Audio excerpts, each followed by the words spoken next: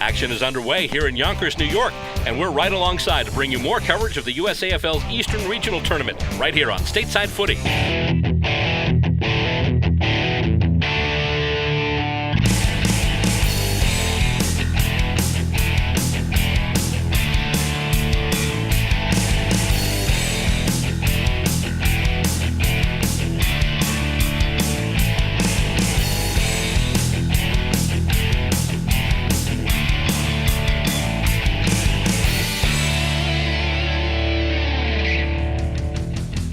We're on location at Tibbetts Brook Park in Yonkers, New York, site of the 2016 USAFL Eastern Regional Tournament.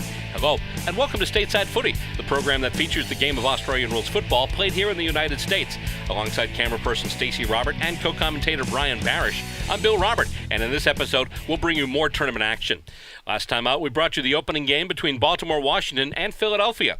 The Hawks kicked more scoring shots, but the Eagles kicked them straighter, eking out a one-point win, 3-1-19 to 2-6-18. We also brought you a match between two longtime USAFL rivals, the Boston Demons and the host club, the New York Magpies. The Pies continued their winning streak over the D's, coming away with a 4-goal win, 8-2-50 to 4-2-26. In this episode, we'll bring you another two tournament matches. First off, a special 18-a-side women's match between the New York Lady Magpies and a composite side made up of players from Baltimore, Washington, Boston, Columbus, and Montreal. Later on, we'll bring you another match featuring the Philadelphia Hawks. This time, they'll face the North Carolina Tigers. USAFL media manager Brian Barish will be joining us on the call of our upcoming games, which will feature a women's match between the New York Lady Magpies and players from Boston, Baltimore, Washington, Columbus, and Montreal. That match will be coming up next as we come back right here on Stateside Footy.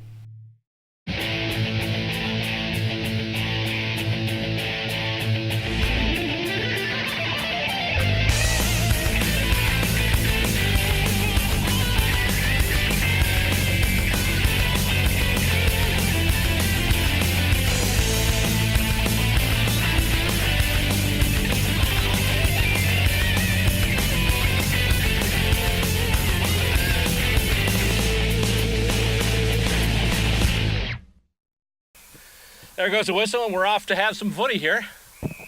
And it's a whistle right after that opening ball up, and a free kick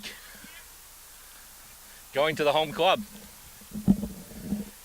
Interesting game today because it's basically New York and as everyone else on the East Coast. It's Montreal, it's Boston, it's Baltimore, Washington, and it's also Columbus, actually. So East Coast plus Ohio. So the kick goes in and goes past Hemingway. Magpies have it, though, and the ball goes to ground as one of the Angela Deagles tried to come up with it, and oh gosh! As a result, yeah, I'm just going to go for it. Free kick going to the Lady Magpies. I believe that's Genevieve Lawless with the kick and a high tackle or a high contact there in the contest. So another free kick, and this one goes to a familiar face. That is Heather Serpico, who, longtime New York Magpie, now living in Portland, Oregon, playing for the Portland Sockeye. She traveled across here. It is across the face, and umpire Ben Gluckman taps his chest, points one finger, and that's 1 point to the New York Magpies. So it's 1-0 the score, New York the lead. And we mentioned Heather, she's doing a great job building that club out in Portland as they are hoping to have a full squad go to Nationals with them in October. Well, you remember, I mean, just following the example because, how did the New York Magpies come about? With Drea Casillas and Christina Licata coming the other direction from Arizona. Correct. And so, ball right now, the battle for it in the pocket. Speaking of familiar faces, that's Emily Reel. Yes, it is. Longtime Boston Demon down in the Baltimore, Washington area. This is actually a pretty good collection of players on both sides here. And wow, she is slung right down, whistle, and I believe that sling tackle is going to get a free kick. That was Jacqueline Siegler from Baltimore, Washington, who was thrown down. And then up in the air, then getting knocked down. There's Skonechny.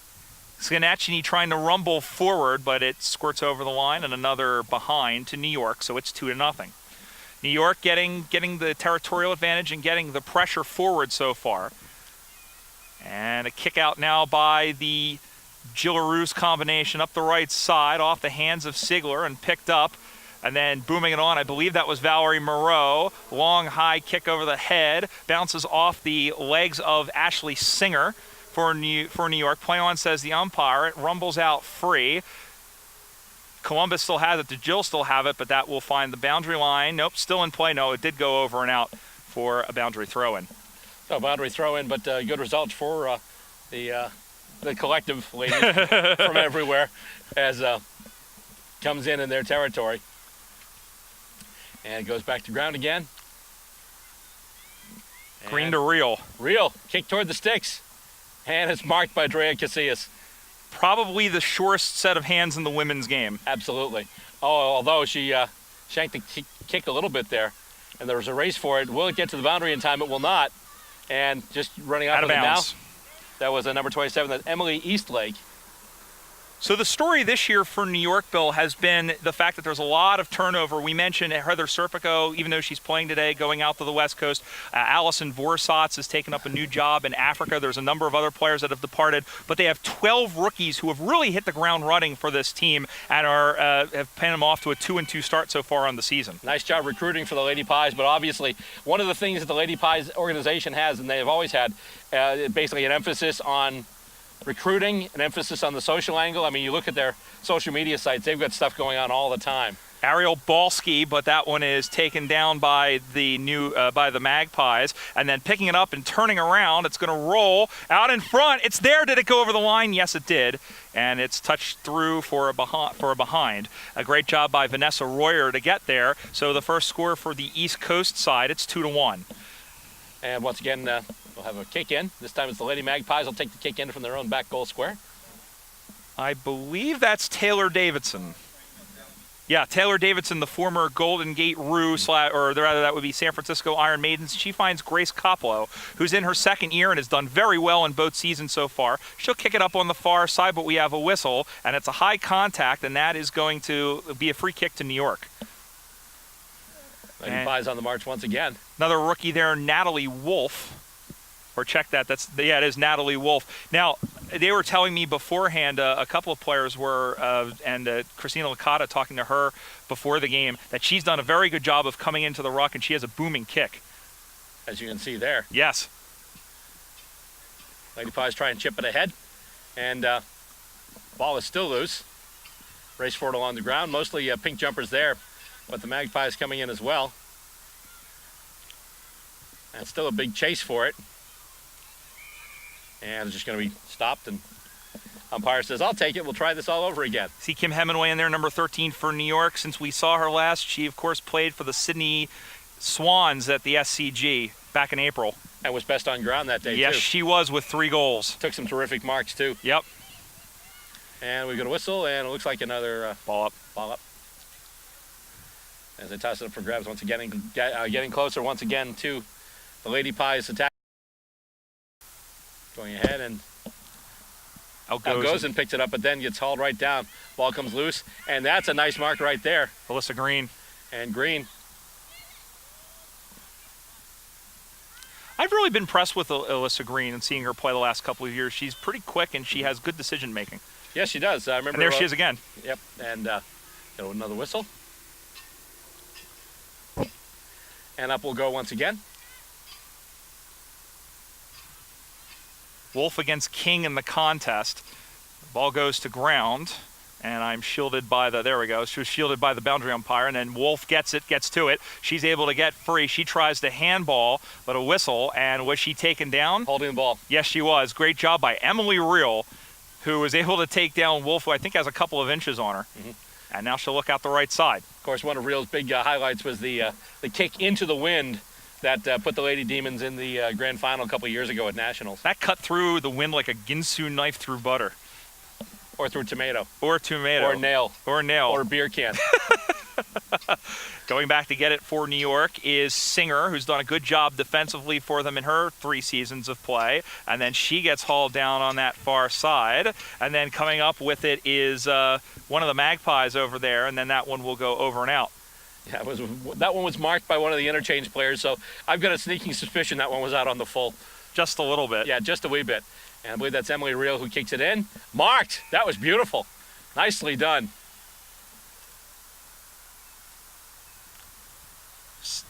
seeing who marked it here. And it's tough with these jumpers. It's also tough because it sort of blends into the background. There it is. I believe that might be Katrina Scherer from Columbus as she goes up high, one of their rookies. You just got a nod and affirmation of that, by the way. Yeah, pretty much. Thanks. And the ball goes out of bounds. I'm glad somebody's affirming my existence. And the ball goes out of bounds for a boundary throw, and 2-1 the score. Great to have you here, and well, we'll get on that in a second. Ball comes back in the play, and it goes to ground. I believe that's Chung-Yi Sang, and she gets it. She's one of the Boston players. She'll pop it up into the middle, drops in front of two East Coasters, and then she gets thrown down. Nope, it's a high tackle called against KJ Russell, another rookie for New York. So a free kick for the East Coast combination here, the Angela Demon Eagle things. And then here's a kick as that one goes in short. But there was a whistle before that. No, they say play on. And Sang, they called the whistle before that. And it's a free kick. Is that from right in front? It wasn't really a demonstrative. Yeah, it's going to be a free kick from dead in front. Wasn't really a demonstrative signal. And so a free kick to Stephanie Shipley from the Columbus Gillaroos. Shippers from right in front. Bang. Dead center, perfect. And that is a nice goal by the East Coast team as they go to 1-1-7, a 5-point lead over New York, just 2 behinds. And a great job of positioning by Stephanie Shipley. The one thing we talked about this Columbus Gillaroos team, Bill, is that really they were down to one player just 3 years ago, Stephanie McKittrick in 2014. They did a very good job recruiting, as they have this year with a number of different rookies. They have really come on. It's taken them a couple of years to gel, and I think they've done a fantastic job. And you can see some of the players. Shipley is one of those that came in mid-2014 season, and she kicks a goal there for her team. Keep in mind the Boston Lady Demons are in a bit of a rebuilding phase, too. Obviously, losing their ruck and Eileen Hansen. They lost Andy Williams. They lost some over the last couple of years. They lost some terrific players. But player coach Lisa Arredondo is still there leading on the Lady Ds as the ball goes to ground here. And was confused for a second there because there was a warm-up ball that went down by the pocket where the actual live ball is. Funny, I didn't know we were at the Adelaide Oval. Yep, I went there. And there's Serpico. On to the right. Off to the side for a behind. So another minor score there for the Lady Pies. And the home club now sits at 3-3. And the visiting everybody else team. Not a great kick. Not a great kick in at all. But they're trying to move it up the field. Goes right through the center now. Trying to go through the corner, but brought back. Wolf got it now. Kick out to the edge. And almost winning the race there. Not quite, almost winning the race there for the Lady Pies. Claire Algozin, but it winds up going out of bounds. She just couldn't get a clean handle on it. Algozin played a pretty good game against Boston in the East-West Showdown telecast that we did last year, Bill, and she's come a long way pretty much as a second-year player. Yeah. Let's see here as it's soccered off the ground. And with it now, that looks like, is that Hemingway? Yes, it is. Her. There we go. Kim Hemingway for the Lady Pies. Straight out of the SCG. Centimeter perfect, puts it right through the big sticks. I think New York needed that goal really to settle their nerves. That puts them back in front 1-3-9 over East Coast 1-1-7. And Hemingway does what, and I think she scored a goal like that. She had just broken play out in front. She used her speed to get onto the ball, cleared out some space for herself, and kicked an easy goal. Just grab that footy and just go. Well, of course, Hemingway, too, kicking the goal that puts the score at 1-3, which is her jumper number. Hey. So. Amateur numerology, free of charge. Just come to StatesideFootyTV.com as it kicks up once again and hit out once again by Nat Wolf. No clear advantage, though. It's the hard footing on the ground. And she's able to get it she's in the grasp. And, wow, talk about a rolling maul here. Yep. Yeah, King taken down by Grace Koplo, who's hard hitting. Doing pretty good. I was pretty impressed with her as well. One of the best rookies in the East-West Showdown last year. And the ball comes loose. And Pies trying to move out with it. Eastlake taken down. Casillas is in there. And then picked up by the East Coasters. There's a left footer. That's going to drop in front. Nice move. Here is Cher in front. That's off to the side. Or behind. Shades of Adam Schneider in the 2009 Grand Final.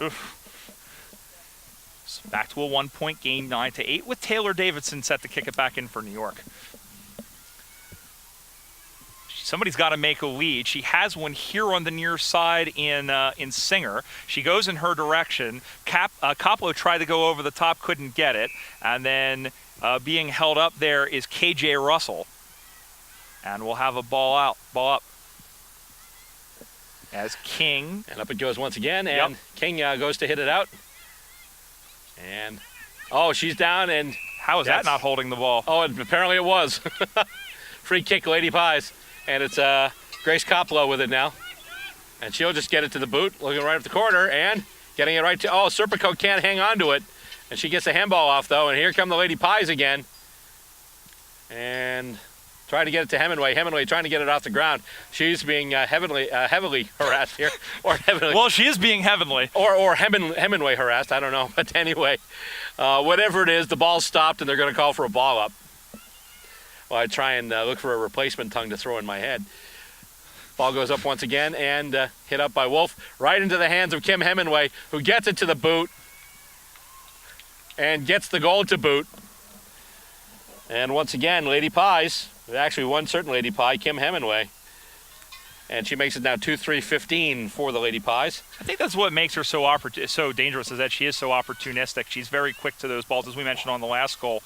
And you know, it's a shame, and she even said herself, a little bit of a surprise that she wasn't chosen for the New South Wales rep team that actually played against the South Australian team. But she still has her eye, as does Katie Klatt from the Sacramento Suns, on making the draft when the AFL Women's League begins next year. And I, for one, think she should. Absolutely. And there's a couple more people that might stand a chance down there, too, from this league. Let's see here as the kick goes in. Marked. Nice job there. It's I think that's Coppola again. Once again, yes. And she gets it to the boot. Delivers one inside 50. Almost marked. Goes to ground. Taken off the ground there by, I believe that was Sam Wolf. And loose ball. Kicked once again. That's another goal. Just off the ground. The bounce just sat for her. Just picked it right up. Put it to the boot. Just snapped one off really quick and put one through the big sticks again. And on that tackle, looks like Wolf and Arredondo are both slow to get up. I don't know if they got tangled up in each other or what, but now they are both getting up. Yeah, it was incidental contact there. It was a clean tackle. But, I mean, over the last few years, the Lady Demons have had some horror luck with injuries. You've got players like I remember one of the first ones was when Christina Calvillo went down with a knee injury. Kaylin Deal had one. Holly Tufel had one. So it's definitely Jen Vogel had one. I think Amy Hogue had one too. So a lot of Lady Demons going down with knee injuries. So hopefully everything's okay with Lisa Arredondo. And apparently it is, because she's out there running right there. So after this whole thing, I hope she's okay. I hope she's there like at full gallop running for a loose ball. So, and that ski jumped, and that's going to be out on the full. And so that's going to be a free kick going to the Lady Pies. Taken, of course, by Andrea Casillas. Andrea Casillas, of course, the head of the women. She's the women's coordinator for the USAFL, and she's done a fantastic job for club and country. Are they or was it out on the back? full? No, it wasn't out on the full. Okay. So it's just going to be a boundary throw in. No, they're going to say a ball up. I'm wondering if it. No, it didn't. Yeah, that's what they're going to do. Good call by Stacey Robert, who is much closer to us than we are. Someone get her a whistle. Yes, please. The ball goes down. And Coppola tries to handball it off there. Yep, and here comes Serpico, who has it, finds Davidson, who's creeped up from the fullback position. She sends it on. Arredondo picks it up on a bounce, sends it back, but right at Eastlake, who takes the mark, and she'll go back. Now they just have to find a lead for her. She can go straight ahead for Hemingway, who's backing up against Valerie Moreau. That's a pretty good matchup. They go in short, looking for Russell. Hemingway had it, and then she's bear hugged, or check that. That's Emma Kading who had it. She's thrown down, and a ball up from dead in front. 3-3-21 to 1-2-8. It's a 13-point lead for the New York Magpies here. Brian Barish here with Bill Robert on Stateside Footy, the 2016 USAFL Eastern Regional Tournament. As they kick it out in front, it's King. Spins away, but she is stripped and dispossessed. There's Eastlake, who just gets her toe to it. Picked up by Coppola. She's going to throw it on to the left. It's a ugly-looking kick. It's batted around like a volleyball. Then picked up by Hemingway, who shrugs away a tackle and just throws it towards the goal. Not one of Kim's best kicks. It's gone out. I believe that did find the field of play. Yup, as Ben Gluckman signals a throw-in. It will be a boundary throw-in. Not the best kick, but still a very good result for the Lady Pies. She'll take that any day of the week. Oh, absolutely. And it comes back in now, and on the far boundary, a bunch of players going after it. There's a battle for it. Lady Pies looking to get it right now. And once again, it's just all action on the far side of the ground. Kicked in the middle, intercept marked there. And the Angela Deagles have it. And kick goes forward now. Intercept marked there by the Lady Pies. And once again, they look to move it back into their forward 50 and maybe perhaps add to this lead as time ticks down in the first half. And the kick goes in now. Nice mark there in traffic, leaping up. That's KJ Russell, another rookie. And she was one of the best on ground in the game that they had played against Baltimore Washington back on June 4th. And one of the players Licata was telling us to watch. We're watching right now as she gets it to the boot. That looks pretty straight. Yep. There we go. So Russell with a goal there. And now it's 4-3-27. I'm pretty impressed with this Magpie team, and I know I had said it a couple of times during the East-West Showdown. They ended up finishing second behind Denver in the national championships last year. One of these years, someone's going to pick off Denver, and I'll tell you what. Again, I mentioned all the players that they're missing, but these rookies, and Russell is one of them. We mentioned Natalie Wolf. Emily Eastlake has done fantastic. You never know what'll happen when you get to nationals. Well, even last year at Boston when the Lady Pies played the Lady Demons, that was kind of a coming out party because the Lady Pies came out to a huge win over the Lady Demons that day. Balski had it go off her shins, and then picking it up again is Eastlake. She finds Casillas. She gets away from, she shakes Green. Green just got it and forces the turnover. Great job by Alyssa Green to stay with Drea Casillas, who has a considerable amount of speed. And as I mentioned, I've been pretty impressed with Alyssa Green. She has pretty good speed out on the wings in her own right. Indeed. So free kick going to the Angela Deagles here. And she gets it to the boot. Will that stay in? Just. Looks like that just stayed in. Now it's out, but didn't wind up going out on the full. I believe it was Amanda King, one of the players going up there, going for it, and not able to mark it before it went over the boundary line, but still a good result for the Lady Everythings as it results in a throw-in deep in their own attacking zone. Although it comes out, and now with it is Russell, who just kicked the goal. Ball goes off the ground. Someone tried to run with it before they had it, and once again, and there we go. That's the horn. So that's going to be the end of the first half. We are at halftime here. That's more of a screech. I didn't know Dustin Diamond was here. I was going to say, yeah, if that was a screech, it would wind up in jail. But anyway, so that'll do it for the first half of action here in this combined 18-a-side women's match between the New York Magpies and basically half the women's USAFL. It's the Montreal Angels, the Columbus Jillaroos, the Boston Lady Demons, and of course the Baltimore Washington Lady Eagles. Great job. And the score at halftime is the Lady Magpies, 4 goals, 3 behind, 27 points. And the composite everything side, 1 goal, 2 behind, 8 points. Coming up next, we will have second half action. It's women's footy. You're watching it right here on Stateside Footy.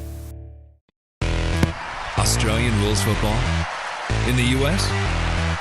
That's right. The United States Australian Football League is in a city near you. Go to USAFL.com, find your team, check them out. We're a group full of men and women just like you. Join us for the fun athletic competition. Stay for the camaraderie. We want the champion! Log on and sign up to join your team at USAFL.com. And there's the whistle. The ball goes up, and here we go. We've got the second half of footy here. Score right now, New York 27, and the combined side of everybody else, 8. And it comes out once again. Magpies seem to have it first of all, but then it's loose, and everybody else, composite squad, has it. And it takes a bounce and winds up in the Angela Deagles front half. Shearer with a kick. And that nice. That is a goal. That is beautiful. At an angle on the run. First points of this second half, and they go to the Angela Deagles. Great job by Katrina Shearer rushing through there, looking almost like Kim Hemingway, and that's one thing that I don't think Columbus really has had as a team before, is somebody who is that potent in front of goal, and I think they've found their person. I think so. So 2-2-14, the lead is back to 13 points, and this is sort of how they started did the everyone else, if you will, was right out of the bat. Here's King, who's dragged down by Russell. Is that going to be holding the ball? Yes, sir.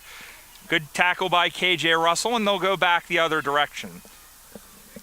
So Russell's kick is up high, and it's marked by Hemingway. She's going to run by everyone. She's going to stroll in, cut back to the outside, handball and on. By that time, she had 3 pink jerseys around her. And then that goes to ground as Casillas tried to grab it in there out of the ruck. Or check that. That was Hemingway. And then picked up again by one of the Magpies. Koplow will come over to get it. She's ascended on by Green, who ties her up, and she's going to get called. Yep, no, it's going to be called for holding the ball, as they did get her. So that'll be a free kick to the East Coast team, the combined side, and it will be Alyssa Green, who was in there on the tackle on Koplow. So once again, here comes the kick. As Green lines up and just puts one right through in center, just over the hands of Amanda King. And it comes back now. Here come the Lady Pies again. Kick in toward their forward 50. It takes a bounce. It stops. Green going after it, and she's going to get it. Cuts, goes the other way, runs it along the ground, right into Magpie hands, at least temporarily. Ball still along the ground. It's a hard footy out there right now. And she's wrapped up as she tries to move with it. Here they go, though. Kick shanked a little bit, but still, they have some space right now. But then it takes a bad bounce. And Shearer's got it now. And she kicks it forward, looking for, not quite getting her target, but another player there dispossessed, and that's going to go out of bounds. And we will have a boundary throw in as we continue along here. This is the East Regional Tournament. You're watching it here on Stateside Footy. Bill Robert alongside Brian Barish, Stacey Robert on camera as we continue our action here today. Yeah, there's a kick in there, it looks like, and they had signaled on, but it's a turnover as Shearer steps in front of it as Singer, not the best of kicks. So here's Katrina Shearer, who has the second goal for her team. And the kick will go in short. It's deflected. It drops in short. Green's able to get to it. She's wrapped up quickly. The ball is still in play as Green with a left handball for Shearer. Shearer with a short kick in close, but over to get it is 29, who is Meredith Ross, another newcomer for the Magpies. She'll try to go in short, but it pinballs off of a person, and then shimmying and shaking onto the right foot, going up high and almost marked. Down to get it again is someone for the Magpies. They look to hand it out again as Russell, and she plays human barricade as the ball goes out of bounds. Good job by Vanessa Royer again for the Angela Deagles. There, I gave it a try. And it comes in once again, goes off a hand, and winds up in Jill Deagle hands, and she's just wrapped right up and can't get anywhere with it. I believe that's Amanda King once again. I've been impressed with Amanda in the ruck position. I think she's really improved over the last season and a half. I agree. And a good team needs, I think, a good ruck as they go in. And now in front, there's a kick in towards goal. Well wide. No, well, it did find one of the crevice for 1 point. Mm-hmm. So 1 more point to the all-comers, if you will. That takes them to 15 points. The margin is back down to 2 straight goals. It's 4-3 to 2-3. And while we have a second, Bill, we want to let your viewers know that if you're interested in following along with all the goings-on in the USAFL, then there is a lot going on between these regional tournaments and, of course, all the Americans that are in the AFL and, of course, all the action. You can check us out on the league website, USAFL.com, on Facebook at Facebook.com/USAFL, and also on Twitter at USAFL1997. This ball is out. The ball is down, and it's going to be a free kick to New York. An infraction there. Free kick to Grace Koplow. So here's Gracie Koplow, who it's good to have a defensive player like her. She's pretty sturdy. She can tackle hard, and she's gained a lot of intelligence. She'll go up short. It's a 2-on-1 contest over the head, and here comes Reel, who's digging in, and then picked up nicely by 26, which is, no, that's not Alyssa Green. That looks like Lauren Balsey as she goes in deep. And it's trap deep. Koplow has it again. She has to go short where she finds Russell and then gives it over. Or check that it's at Eastlake. And it will pop straight up in the air. No one can grab it. Berniarski had it. And then Reel was tackled, and she's going to get pinged. Mm-hmm. And it's Heather Serpico with the tackle. Indeed, classic rivals from the, obviously when Emily was with the Demons, the Lady Demons, and Heather was a Lady Pie. Well, she's a Lady Pie right now, but she's still with Portland most of the time. As the kick bounces and then goes and sits momentarily for Claire Algozin, and then it just bounces along. Lady Pie's looking to work with it. Knocked ahead there by the Jills. And with it right now, that's Arredondo. She's able to kick it ahead. And it bounced off the hands, but then she's able to get it. And, oh, yeah, she gets hauled down there. Holding the ball there, free kick to the Lady Pies. Taylor Davidson with a great tackle. And she's on the national team as a defender, and she is up there definitely as one of the best defenders in the country. Taking your time with the kick, she's saying, don't rush me. Oh, wait, that was Taylor Dane. And the kick coming in, and the tree. Incoming! It'll go out of bounds there. Right into our camera position. That just scraped the tree that was right there. Yeah. Well, this has a little bit of golf to go with all the other sports that Aussie Rules has. Ball on the ground. King picks it up. She's hugged by Emma Kading. And a whistle. And the umpire says it's my ball. So it's, once again, a ball-up situation. Once again, we have... I believe that's James Puash, who's our umpire. Go ahead. Yep. King and also there was Nat Wolf in there. Yep. And a bunch of players go down. We've got another whistle. And a free kick going to the Columbus assembled squad. That's I'm actually... sorry, that's, my head's, I've got geographical dyslexia there. That is actually the Lady Pies kick. I think that's actually Valerie Moreau there who had it for one of the Montreal players. But here's Taylor Davidson with the kick. And she'll deliver right up to the middle. And a bunch of players in there, but nobody getting it yet. Reel's got it now. And she tries to move out of traffic. Play on, says the umpire, as Reel's hauled down. And they tried to move it ahead. That did the Angela Deagles. And I have no idea how I'm going to do the score graphics for this, by the way. I don't think I can fit Angela Deagles in the little template that we made to do the scores in the bottom of the screen. So we'll have can to do see. combined team or something like that. Yes. And Green now gets the kick. And it's marked. Nice job. They're going to play on. Here we go. And kicking in, I believe that was number 10. That's Vanessa Royer. That's Valerie Moreau, actually. I'm sorry, Moreau. Okay. 10. Okay. Oh, okay. Yeah, it's a different number on there, but that is Valerie Moreau, and the ball goes out of bounds. Know her because she was best and fairest in the Canadian, not the North win, the Northern Lights win over the USA Freedom last year, and also was best and fairest at Nationals in Division II. Ball goes in towards goal, knocked down in front defensively by New York, and then still on the ground, tries to handball it straight out into the middle, and then nice little handball, and then here they go to clear it out. Good job by Danielle Gallagher for New York to get the handball off. They fight for it into the middle, and then Skonechny is able to get to it. Just got her foot to it. It's a worm burner. It's through, and then picked up nicely. Nice handball back, but it's kicked. It's deflected. And then picking it up again is Algozin. Algozin tries to fight her way through. They push it forward, still on the ground, as the combined team tries to get it out. They get it off to the left side. She's interrupted. Is that holding the ball? Yes, it is. Did not dispose of the ball cleanly, and it's a free kick. Lady Pies with a shot near goal. Emily Eastlake with the free kick. Eastlake with a chance at it right now. Question is, can she make the distance, or is she just going to try and deliver it in close? Or is she going to put it in the lake, which is behind us? Yeah, nope, here we go. She's going to try to deliver it. Oh, almost marked in front. Kicked along the ground, but right into Columbus' hands, or Columbus and everyone else. Coppola trying to run through. Coppola being battling there with, I think, Reel's in there as well. And Coppola going back for it. And she's hauled down again, showing just absolute tenacity right now. Wow. Kicked out by, and that's not 15, so that was not a mark, but it was still a nice catch. And right now the Gillett Eagles...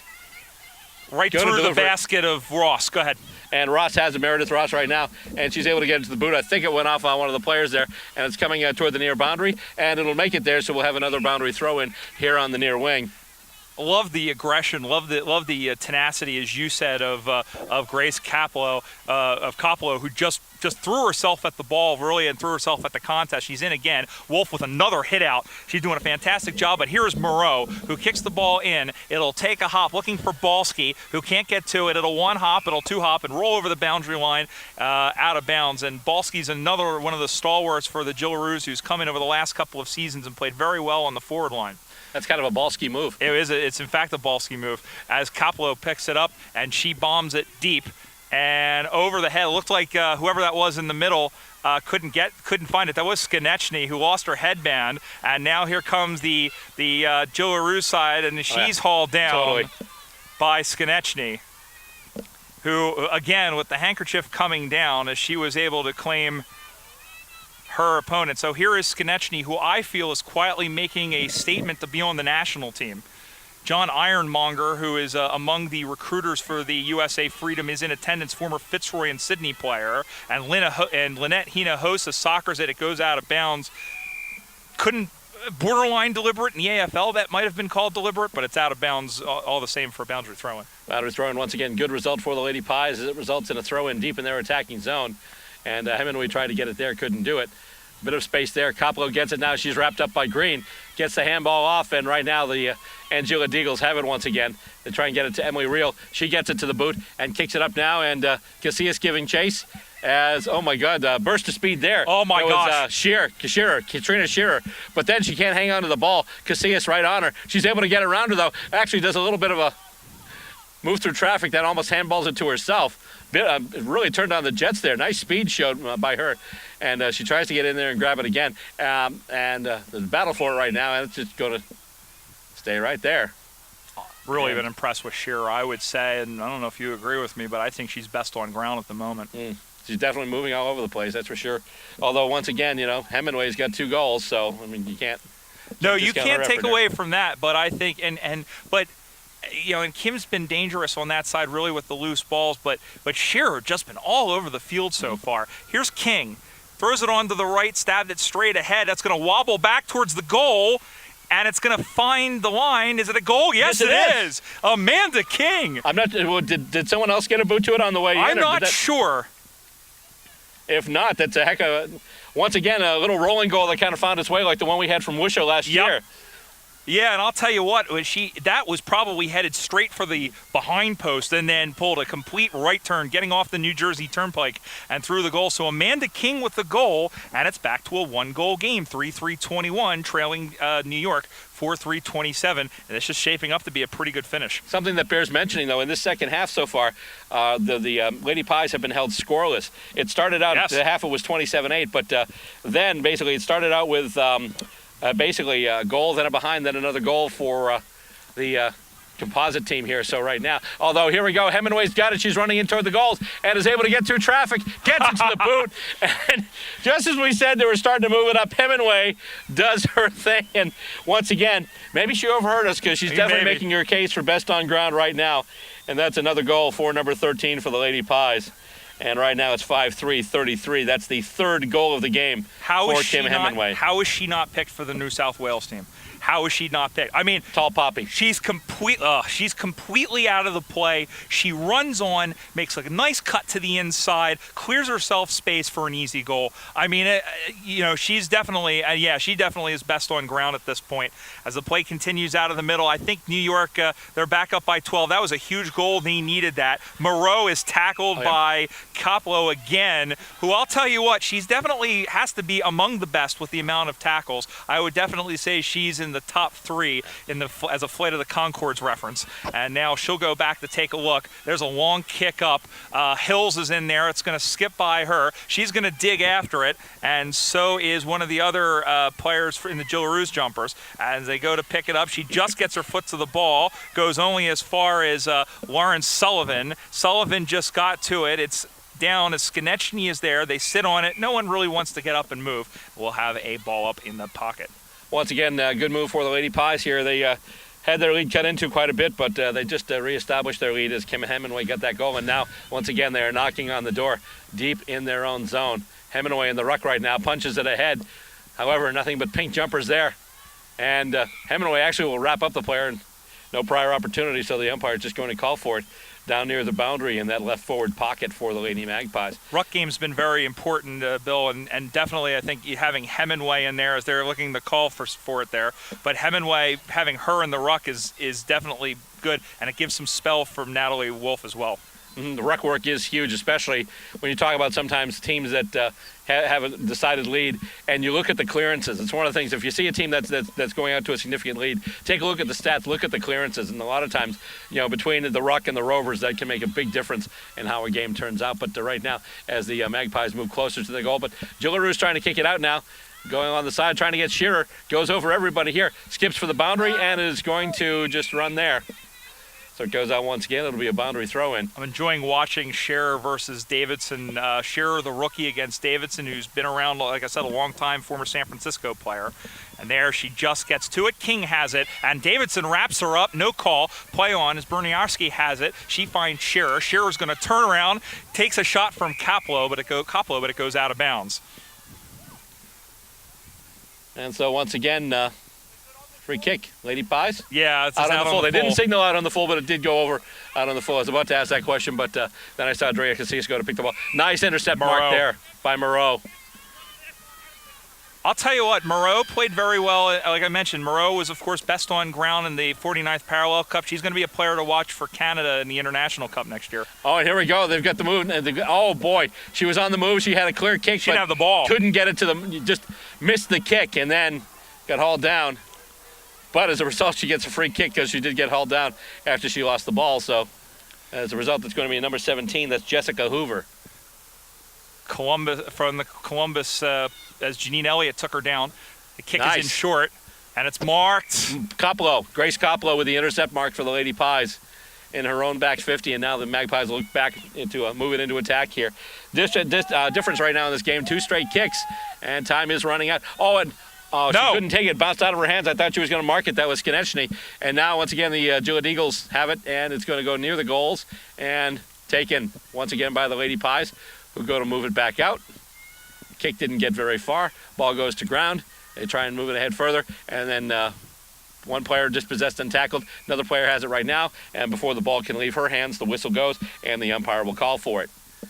Off straight out in front. This has turned out to be a very entertaining game. We were expecting this. I think it's definitely very even. As straight out in front here is Koplo, who once again gets another touch out to the near side, and not handling it was one of the all-comer players, as she is chased by Skonechny. Just got her foot to it, but it has gone out, and I believe that's going out on the full, and it has. So free kick to New York as they bring it back into play, waning stages of this second half with the score 33-21. And I think this benefits both teams. These teams that are playing together on this East Coast side are probably all going to play in Division II in the Women's at Nationals, which just began last year. Just getting her foot to it, and that looks like Samantha Worrell, who that was. And a nice mark, and a little afterwards, but a nice mark in there by Lauren Sullivan.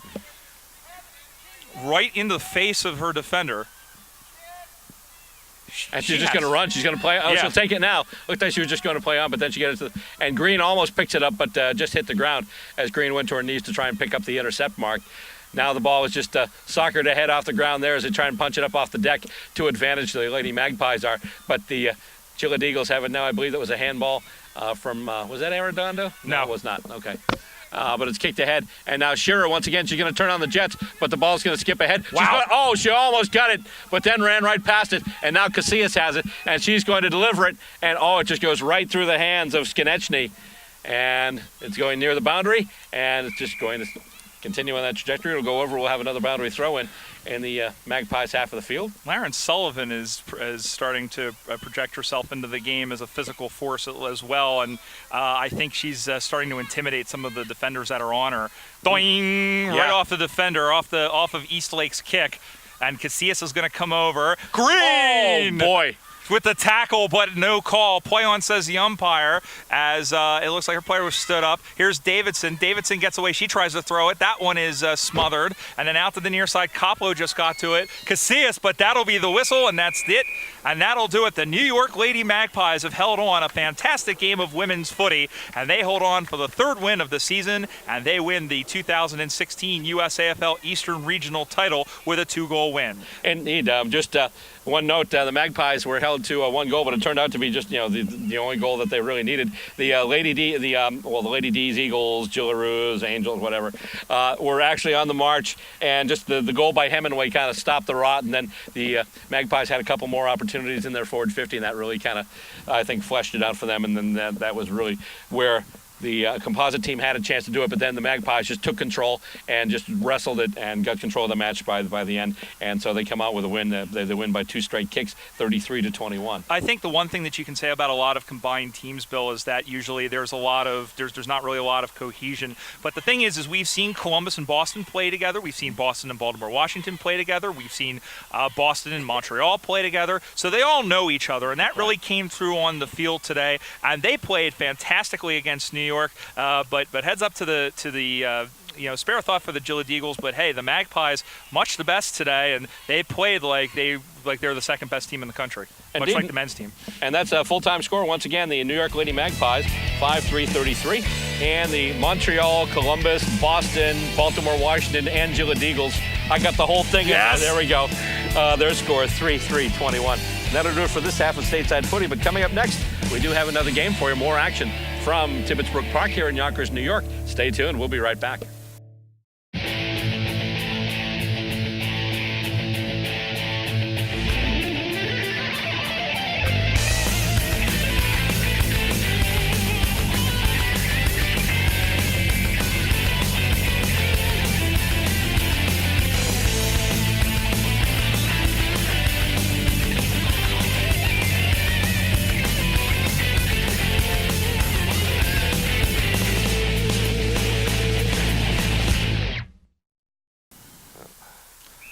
And here we go, once again, going with it. Bruce Rogers ready to toss the ball up into play.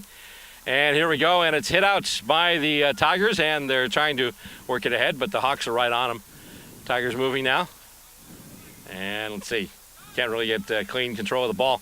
Hawks with it now. Kicked ahead there. I believe that's Glasgow who get the kick on. A lot of open space right now. Guys. And I believe that's kicked right toward the goals, and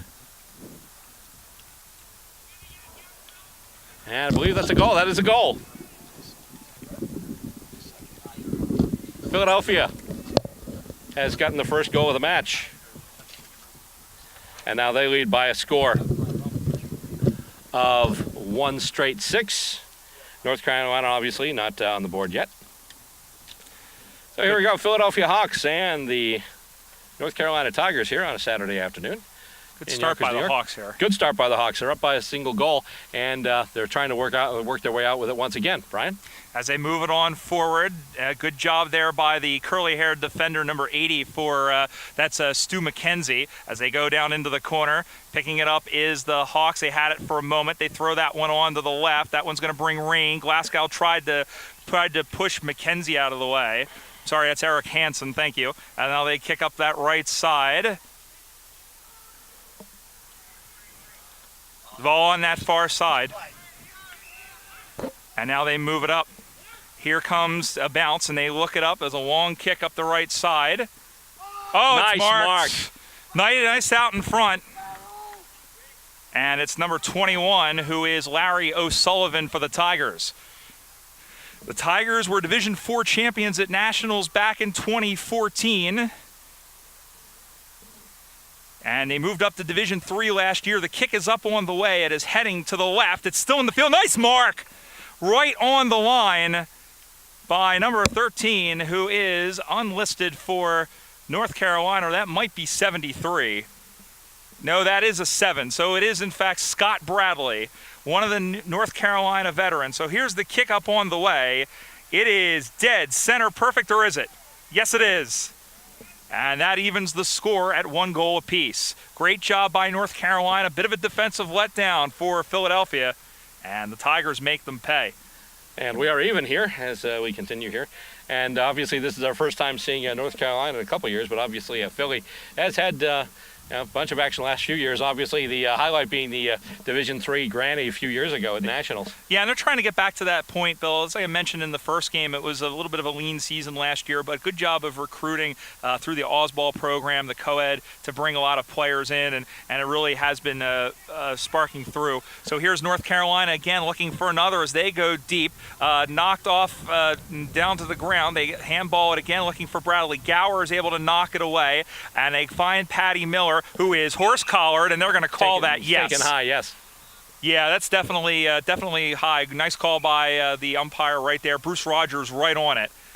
And so Pat Miller, former Revolution player, 2005, 2008, 2011, up to the left side, and he looks for Loring, the coach. Johnny Loring, who's also played on a few Revolution teams, shimmies away from his man. He's going to look for Decker in the middle of the field, and he's got it, Christian Decker. So Decker's going to go back. He's going to look for a lead in the midfield. He's got one to the near side and Trey Thatcher if he wants it. Instead, he goes short to Nick Preston. Preston, who's in his first season, he'll go back. He'll look. He has Thatcher on the near side if he wants him. Here comes Ginsberg, who will get called for pushed in the back, rightly so, as Johnny tried to push his man there. And it goes to Bradley now. Bradley, who has the lone goal for the Tigers. Hands off there to 77, who we do not have. And it's marked there by one of the two blank players. It's either Jay Whiting or David Orr. Both of those players, I believe, are from New York, and we have a number of players on the Hawks who have switched out because Whiting was actually playing for the Hawks in the first game. Okay, well then. It's one of those things. There it is, yep. Kick toward the sticks, and it's high, and will it have the carry, though? No, apparently not, because the Hawks are looking to turn it around now into attack. However, player just had it. That was Ted Herron. Grabbed it and then was pulled down. Ted the Bird Herron. Yep, Bruce Rogers, the umpire, called for it, and they almost brought through. Tigers have it, looking to advance toward the goals. Handball off, kick toward the sticks, and that looks like it went straight. Nope, that's a behind, but that's still enough to put the Tigers in front. Right now they lead 1-1-7 to Philadelphia's 1-6. One of the number 11s, that was either Mike Hoffman or Wes Carter. So it's a 1-point lead, 7-6. Ball come back in the play, out to the near side, looking for Thatcher, can't find him. And then picked up by the Tigers, they handball it back. Thatcher giving chase, he's not going to get it. And then here's Eric Hansen, as Hansen handballs it back for 77, as he'll take a bounce in the middle of the field, and then a long handball across, again to the other blank player. I believe that's David Orr. And now they give that one around. Long kick up the right side, and a nice mark. And again, the Hawks leaving players uncontested, and he was held up and 50. By Herron, and that's the inexperience of Ted Herron showing there. Just his second game of footy, and he gives up a 50, and that will bring the Tigers within scoring distance. And once again, they could add more points here as they are coming in. And basically, let's see, that's probably about a 30-meter kick from there. We'll call it 32 and a half. 97.835 megatons. Yes. Yes. Let's see here. For all you Star Trek fans in the house. Big kick in. That's got the carry. Does it have the aim? Nope. Just a single point. But once again, North Carolina increasing their lead. Now it's a 1-2-8 to Philadelphia's 1-6. And right now, most of the action has been taking place in attacking territory for North Carolina. So Philly has to get with it. We have another whistle during that kick in. Wonder what this is. I did not see a signal. No, it's a 50. Okay. So did the kick in? Did someone run over the mark on the kick in? Either that, or there was an infraction somewhere in the middle of it. But in any event, Nick Walk will get to do this again, except this time he'll do it from his own side of the center square. So here is Walk, who has an option to his near side and Preston if he wants him, but he's looking downfield. He goes deep. Up that left side, the contest forms. No one hits the ground, and the Tigers have it as they handball it over to McKenzie, and then up on that far side. And then it's kicked back into the middle.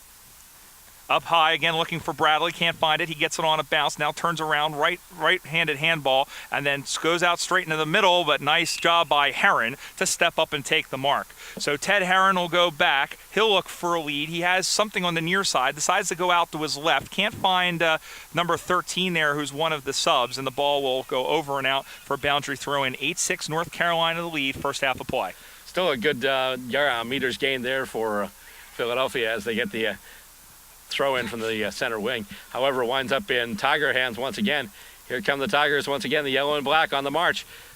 Almost taken there once again by Decker. Going to the ground now. Nice job there getting it, just going down, giving himself up for that ball, but then not able to really carry through with another chain of possession. So Tigers have it once again, and they're still keeping the action pretty much on their side of the center square. It goes kicking in once again to the forward 50, and it's marked. Tigers have an opportunity once again. Last two opportunities have gone wide. What will this one be? A little bit of a centering ball here. As it moves in, there's a spoil, and the ball's going to hit the ground. Stay in, though. They kept it in play. And still working on it, kicking toward the sticks. It's another shot, and it looks like that'll be another minor. Indeed, it will be. And it's now 1-2-9 for North Carolina. 1-3-9. 1-3-9, I'm sorry, that's right. Yeah. Yep, 1-3-9 for North Carolina. Philly, still one straight 6. John Loring won't be happy with the fact that there were 4 white jumpers surrounding the ball in their defensive back pocket, and that's something that the Hawks need to clamp down on. True. As Walk comes out to the near side looking for Decker, who takes the mark. He's going to go back. He has Thatcher right here if he wants him, but instead, No, it's 50. Once again, they've come over the mark. So that's the second in a row. And the kick was smothered, too, so it's like, boy, that was awful close. Wow, it was. Now you know why. Now you know why. So Decker's going to move up, and again, this will be right around center field.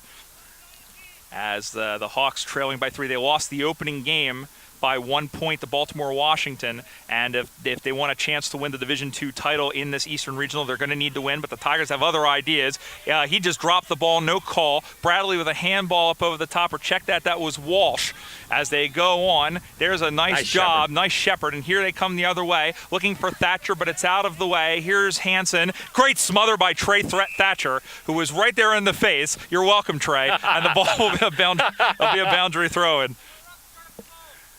Trey comes all the way down from Easton, PA, which is about an hour and a half away from Philadelphia. They find Ginsburg there, who will take the mark. So here's Jonathan Ginsburg, who will go back. Knowing Ginsburg, he'd fancy himself from here, but he's going to be about a kick short. He goes out to the far side, and it bounces back, or nope, it's out on the full. Well, they tried. Like I said, he would fancy himself, but he needs a compass, and the ball goes out of bounds. It'll be a free kick. Hey, you can't do anything about the laws of physics, Captain. Darn it, Jim, I'm a doctor, not a physicist. There you go, or a foot assist. Here we go. Oh, boy. And it's kicked in once again by the Tigers, and goes to ground. Nice spoil there by Philadelphia. Trying to get it to somebody on the boot. Miller. No, he's got it, Miller. And that's going to go wide, it looks like. Or maybe not. No, he got it. He got it. Just snuck it inside that goalpost. Patty Miller. And I laugh because he's defensive stalwart for this Hawks team in his 13th season in the league. And guess what? He likes to sneak up and kick a goal from time to time. And we're seeing the reverse of the first game today, where right now North Carolina has more scoring shots, but Philadelphia has the lead because 3 out of 4 scoring shots from North Carolina have gone wide. So that puts the Hawks up by 3 points, 2 straight 12. To North Carolina 1-3-9 as the ball's back into the center of the ground, picked up again by number 77. He handballs it off to McKenzie, looks into the middle for Hansen. Going through the wickets. There's a kick up on the right side, and it's marked by one of the subs that they have in who we don't have listed. They changed from game to game. They have some of the New York reserve players playing for the Hawks as they were short on numbers. Here's a left-footed kick. It's a pretty good one. It's fading to the left, but it's marked on the last line of defense there by David Orr, it looks like, for North Carolina. So here come the Tigers back the other way up the right side. Nice. Marked nicely over there by, looks like Isaac Orr, probably no relation. Or he may be, I don't know. Either or. Either or, yep. And up on the far side, again, where he finds Bradley. So they're stringing some balls together here, making a nice little Christmas lamp as they move it up. Again, looking for 77, who has that it. was a Gets fortuitous by bounce. Miller, kicks for goal, and got it. Yeah, that was a room service bounce, and he had numbers in the goal square. It was essentially an open goal square and a kick. So we're back on the seesaw. North Carolina in front by 3 points, 2-3-15 over Philly, 2 straight 12. It's one of those kicks that just skipped on the edge and started rolling through. And with the oblong Aussie Rules Footy, sometimes that doesn't happen. It bounces back or to the side. But there it just hit and rolled and went through everybody. And all of a sudden, it just sat for the North Carolina player who just came in. Obviously, I say the North Carolina player because he's wearing 77, and we don't have that on the roster here. But once again, it just was, the whole thing just, it was like the parting of the Red Sea. The whole thing just came open, and all he had to do was kick it straight, and he did that. So North Carolina back in the lead as they come out of the ruck once again, and North Carolina with the ball, and he's tied up. No prior, said the umpire, so he's going to ball it up. No, it looks like it's going to be a free kick. Oh, I'm sorry. Thatcher gets called for holding the arm there. Okay. So it's going to be a free kick. As going for the ball, but now getting it is John Loring. He's going to circle the wagons and see what he has in front of him. He'll come out to the near side looking for Decker, but he overcooked the kick as the ball gets patted around, and the Hawks will almost got it. We talked about the bounce of Aussie Rules Footy. It wasn't kind, but here's Decker who gets to it. It's high in the air. 2 Tigers there. It bounces through everybody. Picked up by Hansen. And that's got to be a high tackle, and it is. Eric Hansen is the recipient of that, and again, that's Thatcher, who's really throwing himself at the ball. He just needs to learn a little bit of discipline. Now they throw that one. The kick is up deep, and it is it's going to be contact in the contest. And Bruce Rogers says, free kick to the Hawks, Patty Miller. Nope, they're going to give it to Heron. So here's Ted Heron. He'll kick it up on that far side, and it's marked. A little bit of aerial ping pong action. They'll send it in short. Marked by number 11, I believe that is. Which 11, though? Yeah, that one goes in short for 31, which is Andrew Wesh. So here is Wesh. He's been around the team several seasons. And he's going to fancy himself. When he kicks the ball, it'll be about a 45-meter kick. So here is Andrew Wesh to extend his team's lead. It is headed for home, and it's dead center perfect. Goal to the Tigers, and they extend their lead. 3-3-21 on the goal by Wesh. 2 straight 12 for Philadelphia. It's a 9-point advantage. So if you're playing for North Carolina and you're looking for an outlet for a chance at goal, maybe a score involvement, go Wesh, young man. Indeed. Yeah, and folks, this isn't going to stop. There's going to be like 3 or 4 episodes of this, so just strap in and get ready. And it ain't going to get any better. No. No, it will. Wouldn't have it any other way. Yeah. So back to a 9-point lead for North Carolina. Now, it's funny, they played in the Eastern Regional last year in Fort Lauderdale, and they played 2 very good games. And taking them down, that's got to be holding the ball. It is. And it is on John Loring, who wasn't quick enough with it. And then McKenzie will go up short, and he finds a connection in his teammate there. They handball it off. And then that one is kicked in short. He finds 75. He just throws it on to the right. One-on-one contest. It's kept alive. He's going to turn around and kick the goal straight in front. No, at 1 point. Or no, it's 1 point. Behind. Well, that's Scott Bradley, who is right in front. And it's back to a 10-point lead, 3-4-22 to 2 straight 12. Or as I like to say, as the Price is Right would say, By the way, these aren't planned ahead of time. Brian's just totally riffing with me here. Yeah, no, this is fun. I'm enjoying this. As Dennis Ryan has brought us some liquid refreshment. The president of the USAFL doing yeoman work here at the Eastern Regional. Here comes back the other way. Here is Bradley. Bradley was onto his left foot, which is his right foot. That's another and point. That is heading to the left. It'll stay left. And another one, 3-5-23. So North Carolina getting a little bit of the yips here as they've now kicked 2 straight behinds. Once again, keep in mind, the first rule of footy. Kick too many behinds, get your behind kicked. And they're leading right now, but remember what happened to Philly in that first game. So on the way things are going, as the mark is taken by Miller, of course, there is a trophy to be awarded, and if all 3 teams finish at 1-1, as they go over the top now, here's Casella. Casella will go in short, and Hansen has it as he picks it up on a hop. He goes out to the near side and over to get it, and just getting away, and now a little bit of a handball back. Handballed back again, going it over to Stu McKenzie. McKenzie will go up. Gower comes back and takes a basket catch, Willie Mays style. And then not the greatest of kicks. He goes in short, but nice. Hey, it's effective. And here come the Hawks the other way. The Tigers have 2 Nat Fife lookalikes on their team with those curly blonde locks. So here is the Hawks player who'll throw it on to the left, heading towards the goal, but good contest as Casella was able to get in there, but cleaned up again by McKenzie as the ball goes up on that far side, and marked nicely by 79, who is Isaac Orr. Isaac Orr, whatever are you looking for as he goes in short, finding, I think, maybe even David Orr as he goes long and deep. Nice mark. And they're going to continue. Here we go. Handballs to Duncan Price. Price finds a man in the middle, and he's going to kick for goal. And getting it there is Larry O'Sullivan, and that might be the goal to break the Hawks back. You were talking before about John Loring not being happy about seeing certain situations and seeing so many white jumpers together. After that passage of play, he's going to be downright apoplectic there. Yeah, that's not something that, and you know what? That's just a letdown. And having played for Johnny for 7 seasons and having known him for almost a decade, you know, that's one of the things that the Hawks really have. They've let them down against some of these teams that they should beat. Is that they have letdowns, and if you're gonna be a good team and you're gonna challenge for national championships, you can't do that. So the lead is back to 17 points as the ball is in the middle again, and we're going to have a second soiree here in the middle. The Hawks are going with these New York reserves as their ruck. As we mentioned, their main ruck, Alex Lydon, not here today, and but they've actually applied themselves pretty well as McKenzie handballs it into the middle. Ginsburg picks it up. He finds number 1, who throws it on to the left. Glasgow, nice. And that was just barely 15, and so Gigi's going to go back and have a kick. Nice mark there, too, because it came in really fast, but he was able to stop it with the one hand and then just corral it. That's one of those nice marks where it's essentially self-defense.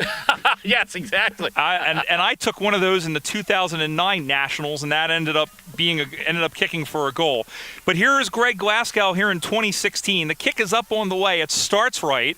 It stays right. And Ben Gluckman points one finger out and says 1 point. That's the first point for the Hawks in some time as they go to 2-1-13. It's down to 16 points. Latter stages, second half here in the 2016, the fourth game of the day here in the second game in Division II here on Stateside Footy. Brian Barish alongside Bill Robert, who will guide you through the next couple of seconds. All right. Thank you.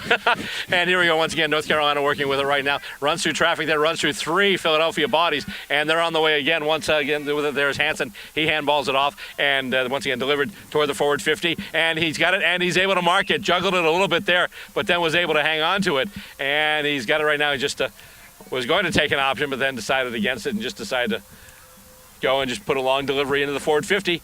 And it just went off his fingertips and rolled out there. He had his target there, number 21. And was Larry O'Sullivan. Yeah, and that's halftime, and as the Tigers have put together a pretty good halftime lead here by 16 points. The Hawks have really had a little bit of a letdown, it seems, after that great game against Baltimore Washington earlier today. And the Tigers are taking advantage. As I mentioned, they're not backing up and they're not manning up defensively, and the Tigers are making them pay.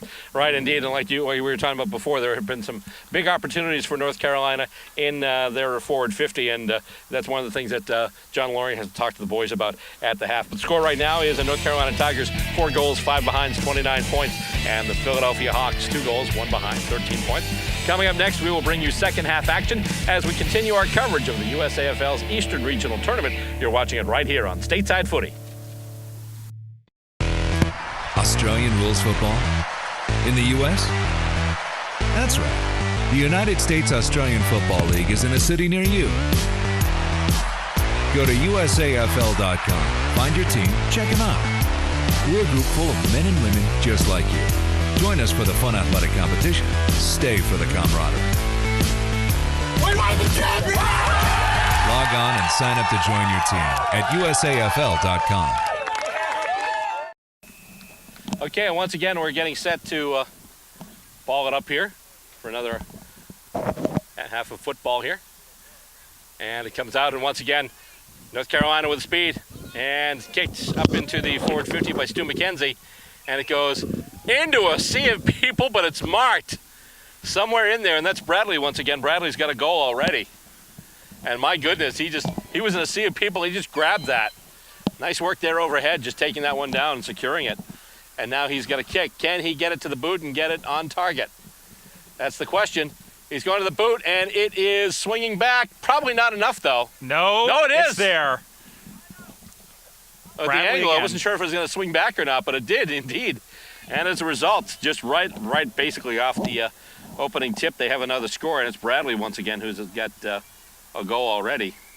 He's been really their key forward, and it goes without saying. And the Hawks, once again, I mean, and that time, as you said, Bill, Definitely a lot of pressure there. It was a contested mark, but obviously not enough. Bradley just too good to get in there. And Bradley, if I remember correctly, was best on ground for North Carolina in the Easterns last year in Fort Lauderdale. So the lead is extended now to 35-13 as the Hawks had it momentarily. Thatcher is able to pick it up for Philadelphia. And then handball's a long one looking for Glasgow, who runs by the pack. He picks it up finally. He kicks for goal, and that's going to roll. And it's going to roll across the face, but bounce out of bounds, but a fortuitous bounce, in the words of Bill Robert, out of bounds for a boundary throw-in. And a good job by Thatcher to find Glasgow, and a good job by Glasgow to stay with it. Fortuitous, serendipitous, however you want to say it. Indeed, whatever it was good. As the ball comes spinning back in the play, it's bashed forward and then cleared out of there by the Tigers. 2-on-1 contest, won by North Carolina. And here they come as they look to find a bounce. Nope, found the bump in the carpet there. Up the side for Bradley. Wow. And Bradley looked to give a handball. Now he'll play on, go in short. Just out of the reach of one of the Hawks defenders there as it bounces back. That one is punched forward. On to it is Miller, who can't get to it, and it's going to be contact. Holding the man. Holding the man behind the play. Pat Miller will get the free kick. No, he's definitely, the ball was loose and he was getting ready to corral it, but then he was corralled himself by one of the North Carolina players, so that was holding the man and the free kick, and he gets it out to Loring now. Loring kicking it along the wing, gets his man. And Philadelphia moving it closer for a scoring shot, and they do need it because right now they trail by 4 straight kicks. They need something really to wake them up. I mean, they're a better team than this, and hopefully they can get something here. And the ball bounces out of bounds, looking for, as McKenzie was closest to give chase. A word on John Loring, as we mentioned, this is his 10th year coaching this team. He began with the now defunct Lehigh Valley Crocodiles back in 2000, played with them, and the remains of the Crocodiles merged with the Hawks in 2004. As the ball goes to ground, they're pushing it on, and they force a mistake as that one goes out on the full. A good job of pressure there by number 1 for the Hawks, who again is one of the sub players that they have on. I believe there's actually a couple of demons judging by the blue shorts and red socks. So here is Scott Stoddard. Stoddard is looking in the middle, and he's going to kick it towards goal. It's drifting there. Mark almost taken, and they're going to call contact on Ray Casella as he came in high. So the free kick comes out to the near side looking for Orr off the foot of Hansen. He'll go up the corridor where he finds 21, who is O'Sullivan. O'Sullivan gets away from... I'm sorry, that is 21. That is 21. As he gets away from Thatcher, there's a defender thrown down. It's Nick Walk, and he is slow to get up. And he finally gets up. Handball in the middle, but right to Patty Miller. Miller finds Walk, who is still injured, and he throws it onto the boot. It'll come right back to Orr. Orr gets free. He gives it over to number 11, one of the number 11s, who will kick that one in towards the square, and it is marked. Nice job by one of the blank jumpers in there to take the mark, and a chance to extend the Tigers' lead. Another anonymous Tiger coming up with the ball there, and he's setting up to take his free kick. Bit of an angle there, but perhaps he can work it through. He's getting set, takes the run, and that's going to go across the face, and looks like that'll land for a point. Indeed it does. So 5-6-36 for North Carolina. It's a 23-point lead. So the way that this is structured here is, as we said, the 3 teams are playing a round robin. So if Philadelphia loses, they're done no matter what. If the Carolina wins, it'll come down to the next game between Baltimore, Washington, and North Carolina to determine who the Division II champion is at this Easterns. Percentage is not going to be a factor at this point if it's 1-0 versus 1-0. But a good win is a good win, and they go out short looking for Heron, who again gets another touch. He goes up on the right side and finds the boundary line. Not the greatest of kicks from Teddy Heron, as he was looking for his coach, John Loring. Well, actually found the bench. But anyway. Whatever it was, it wasn't in the field of play.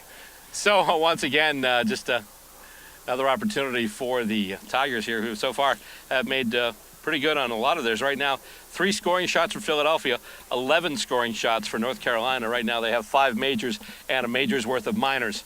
So so they have Farrah Fawcett majors. Something like that. If they keep kicking goals, they'll just open up a faucet of majors. How's that? I was lining up for that one, and you stole my Farrah reference, damn you. Oh, there we go. And as he's taken down, he still has the ball. And then... Ball up. Ball up, yeah, because he went, and it looked like he went to bring it back in, but the umpire's just calling for it, and he's going to ball it up, so here we go again. And gets tapped over. Oh, they tried to tap it to Hansen. Hansen's got it now, and then he's wrapped up. He can't get it to the boot end. He's going to be pinged, I believe. Great job by Trey Thatcher. We've called his name a couple of times. Left-footed kick out to find Loring. There's a name we've called a couple of times, too, over the years. Yep. And he kicks it up, too, along the wing, and it's marked right there. Ginsburg's got it now.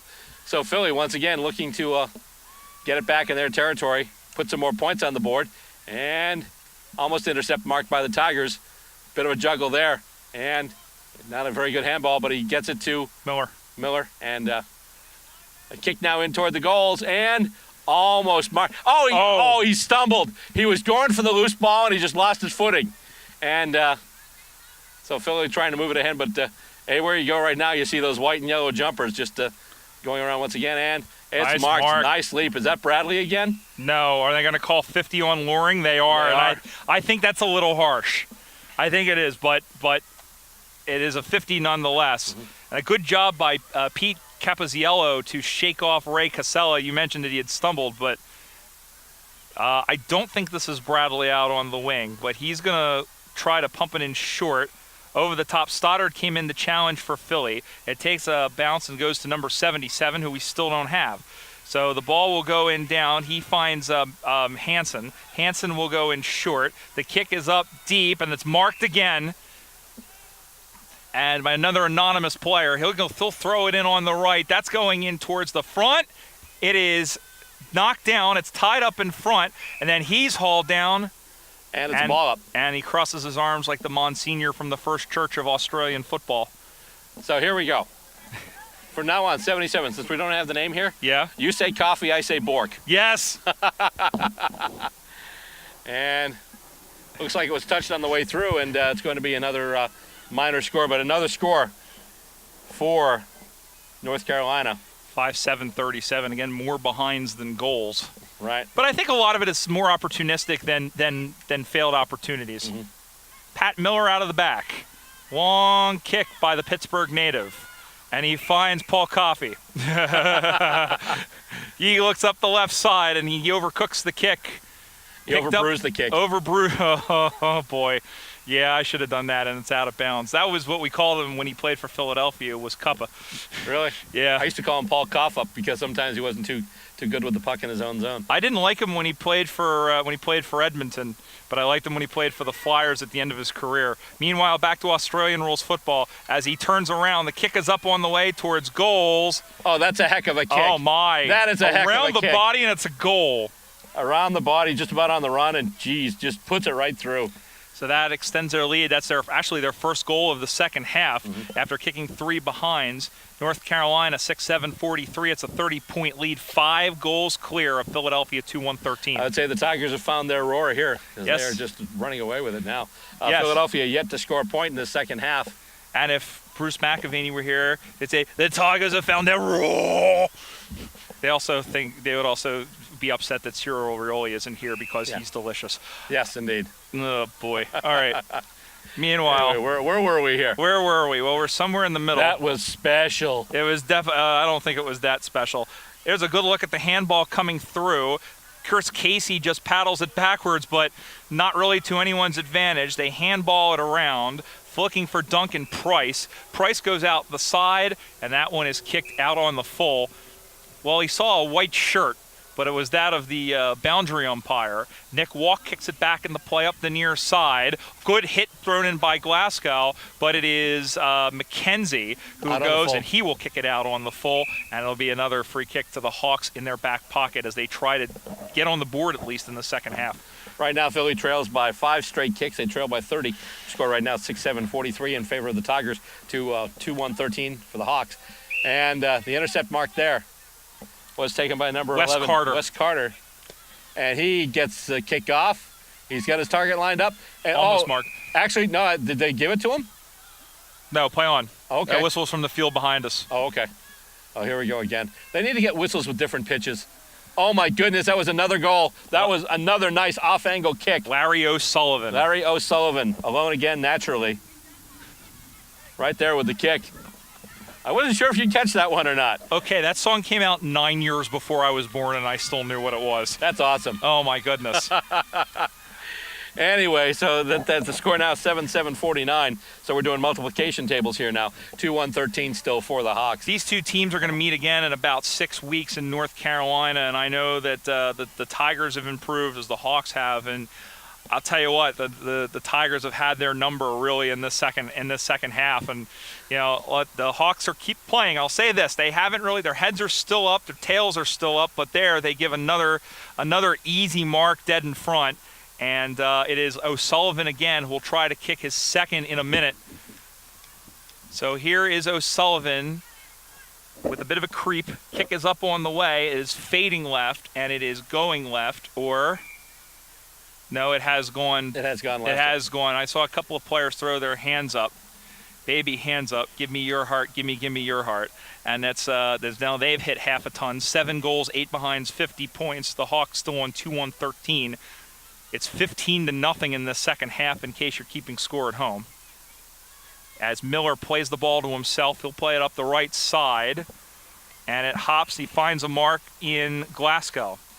So here is Greg Glasgow, whose wife, Emily, actually came out to play Osball with us and may actually be part of the women's team that the Hawks are trying to start up in Philadelphia. Casella gets the bouncing ball. He throws the left foot on, and he can't get it as far. Now he digs in. That could be kicking in danger, and it is. It is, yes. Yeah.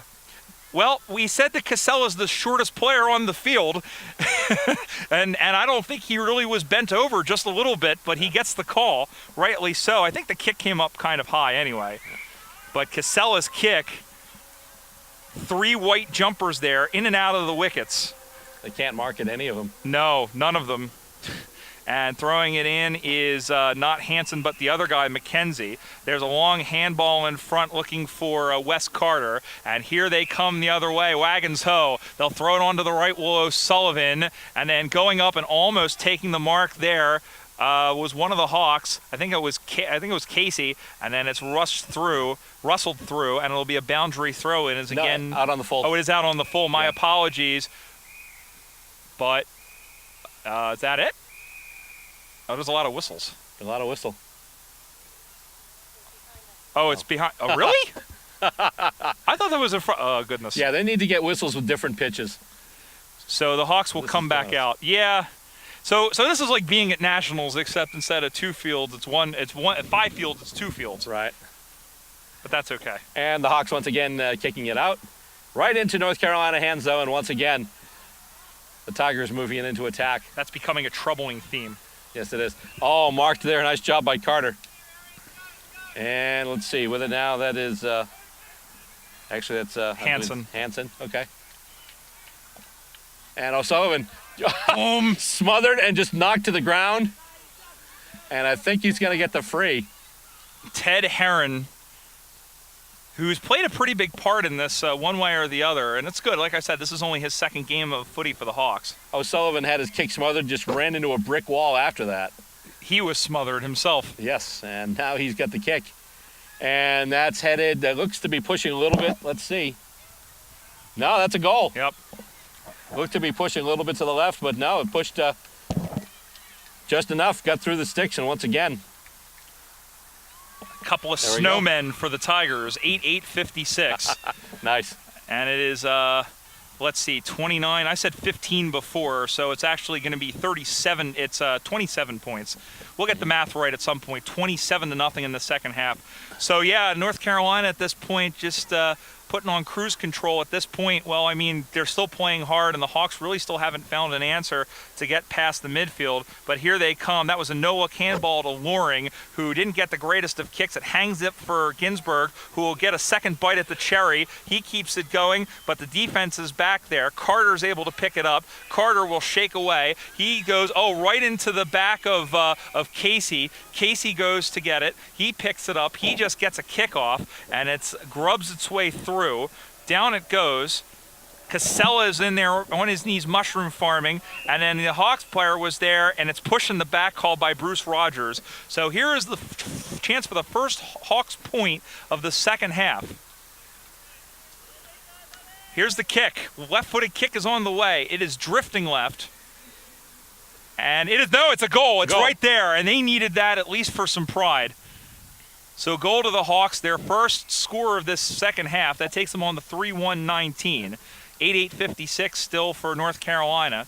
Changing the subject slightly, I want to mention these umpires. The USAFL Umpiring Association, which was really renewed in the last couple of years, and you see our umpires wearing orange shirts and some of them wearing green. That's actually a system that they just put in place. The orange umpires are the level 0 and level 1 umpires, and the level 2 umpires, the ones that are more advanced, are the ones wearing the green. So in case anyone's wondering why everyone's wearing different colors, that's why. And I think it's a really neat system that Jeff Person, who we saw umpiring before, and John Mills, who is here, although he is not umpiring, he is a little gimpy from the Central Regional. And just happens to be within earshot. Yes. And I'm just watching him in case I get any of this information wrong, and he'll yell at me. Oh, nice mark there. Going back and hitting the deck. Oh, green is 1 and 2. Thank you. I knew you would forget me. And the spoil attempt. Not quite there.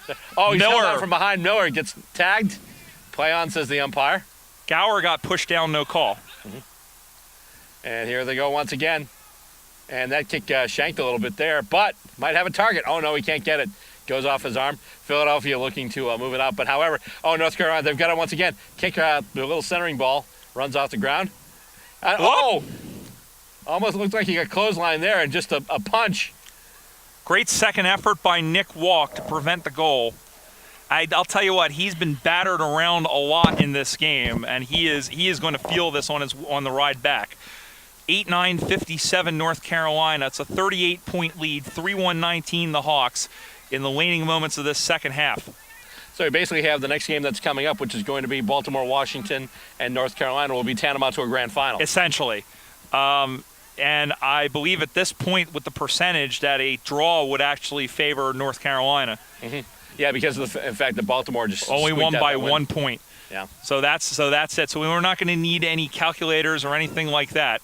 As Stoddard goes into the middle and he finds a teammate. Nice juggling mark by we mentioned as a couple of times the Hawks only brought a dozen players, so some of the New York and Boston reserves are helping out to fill out the numbers, and they are really helping out. That is marked by Ginsburg.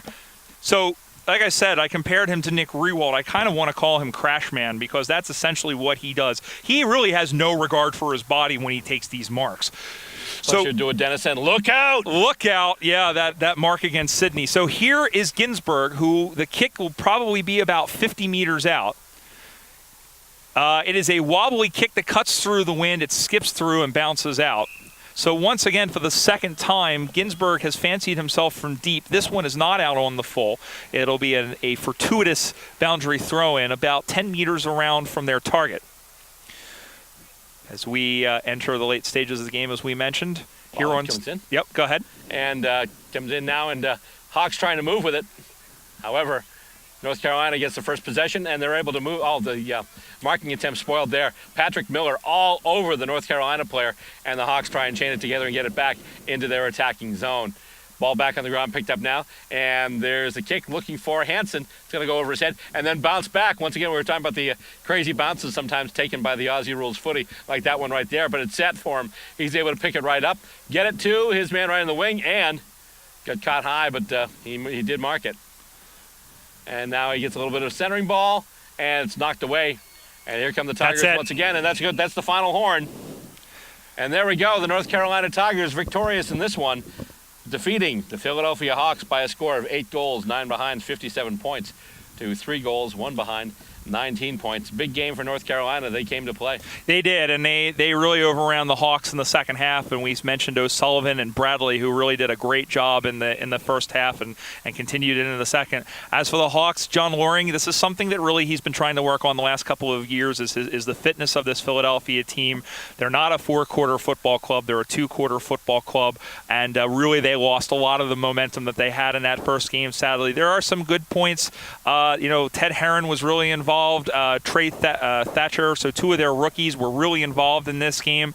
So the Hawks can at least take that back. But as you mentioned, towards the end of the game, it'll be North Carolina and Baltimore-Washington coming up a little bit later, what will tantamount to be the Division II Grand Final here at the Eastern Regionals. All right, that'll do it for this episode of Stateside Footy. But once again, even though we're done for this episode, we are by no means done for the day. We still have a number of games to come your way. And coming up next, we have more men's action. Obviously, we'll be bringing some women's action your way as well. On behalf of Brian Barish, Stacey Robert, I'm Bill Robert. Thanking you for tuning in. Don't forget, you can join us online. Visit our website. It's www.statesidefootytv.com. Also, you can check us out on Vimeo, vimeo.com/statesideFootyTV. And, of course, there's that social media thing, too. We're Stateside Footy TV on Facebook, and we're Bill R_SS Footy on Twitter. Follow us there, like us, do whatever you have to, and follow us up here at Stateside Footy. Till next time, have a great day, and thank you for watching.